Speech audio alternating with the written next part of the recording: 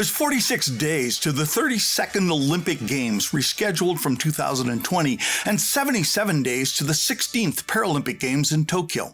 The Summer Games run from July 24th to August 8th, and the Paralympic Games from August 24th to September 5th. Last week, I started a series from a new book I've written called Rules of the Jungle and introduce you to the real meaning of success and how you should approach being your best. And from now until the Games, I'm going to focus on what we can learn from Olympians and Paralympians preparing to be their best so you can live your life to be your best. I'm Jungle Jim Hunter, and you're listening to 831 Living Your Best Life, where we inspire participation, communicate precision, and empower performers to podium. And we hope you'll tell your friends and relatives and people you work with to go to their favorite podcast provider or junglejimhunter.com or YouTube and subscribe, download, click on like, rate and review us, and become an 831er. And if you need help, or if you want to tell me your dream, what you want to achieve, and what you learned from last week about being a success of pushing through, then write me at jungle.jim@shaw.ca. Again, jungle.jim@shaw.ca. Well, last week I received an email from a listener that said he met me on the top of Canada Olympic Park when I was training for the upcoming season in 1976. He was with the SAIT Ski Club and was told to train on the left side, which is where I had my course set. I was upset that someone had told them they could train with me, and I expressed it after I saw them running my course without asking me.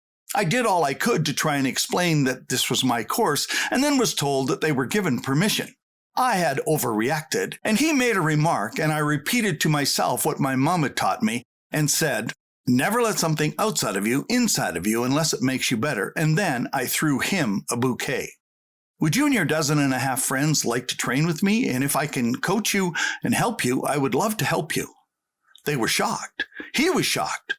We had 3 fantastic hours on Canada Olympic Park, and he said he learned so much and fell in love with skiing and became an instructor and a lifetime teacher of skiing.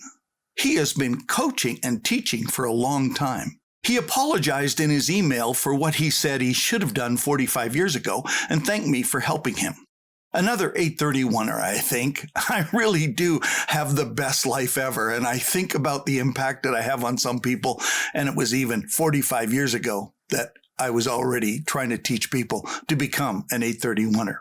Sportcology is the study and science of sport and how it affects life based on experience.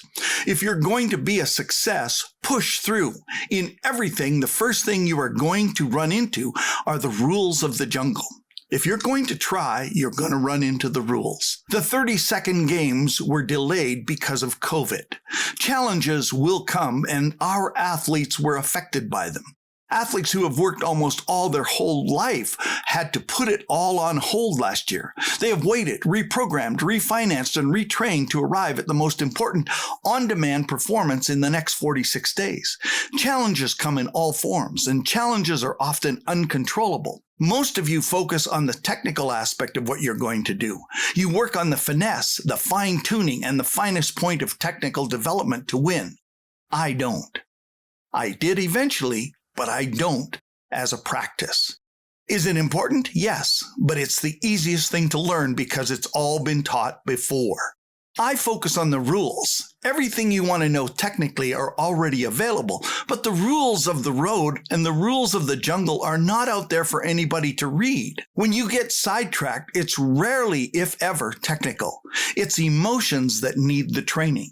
We focus on the challenge so much that we miss the opportunity in it to be our best.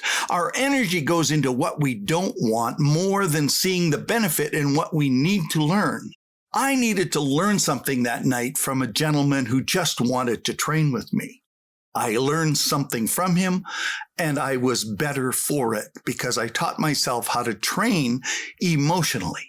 Roger Jackson and George Hungerford looked continually for the greatest benefits, the gifts, not the problems. And I want to tell you their story. They were never supposed to be in the Tokyo Olympics at the 18th Olympic Games in Tokyo. The tradition was the best teams compete.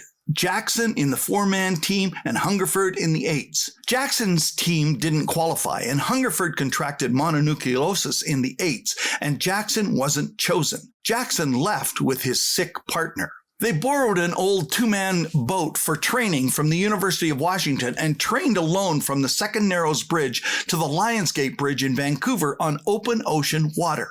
No team, no coach, no support. George grew weak and Jackson had to compensate to steer. So to know how long he could go before he would get too weak, they took the rudder out, steering with only their strength and coordination until Hungerford was done each day. This one action caused them to row in perfect unison and create greater power and symmetry from weakness. Arriving in Tokyo, they discovered the rowing course was in open ocean water, something no other team had trained for. Teams in every event had trouble, but because Jackson and Hungerford had trained in rough open water, they felt at home. The giant of not being selected would have been emotional. The giant that Hungerford was sick was emotional. The giant of not having a boat was emotional. No support, no coach, no team was emotional. All of these things would upset the average person and even an excellent person in the sport. But training in open ocean rough water would have been emotionally every trip. Training without a rudder would have been infuriatingly emotional. These are the rules of the jungle. These kinds of things happen. The kind of person you are is where you start your training. This week, we're going to talk about how to face the rules of the road and the rules of the jungle you haven't thought of yet. Face challenges looking for gifts that comes out of them is how you train yourself emotionally. Turn life's challenges into life-changing opportunities. No one expected Jackson and Hungerford to be on the medals. On the day of the final, there was so little interest that no Canadian reporters were there for the event. Jackson and Hungerford won gold, the first in men's pair for Canada. What kind of a person are you? Are you upset emotionally really easy? How many times were you upset today before you listened to this podcast? Are you emotionally upset driving right now because someone cut you off? Training your emotions is an asset. Letting them tell you what to do is a liability you can't afford. An inward graze at our emotional gaze reveals how we lower or raise our chance to amaze. I really appreciate you listening, and I hope you will all have grown and will be living your best life the next time we meet. Tomorrow, we will continue looking at the rules of the jungle. My quote for the day: you are right now only as strong as the giants you've faced that you have defeated.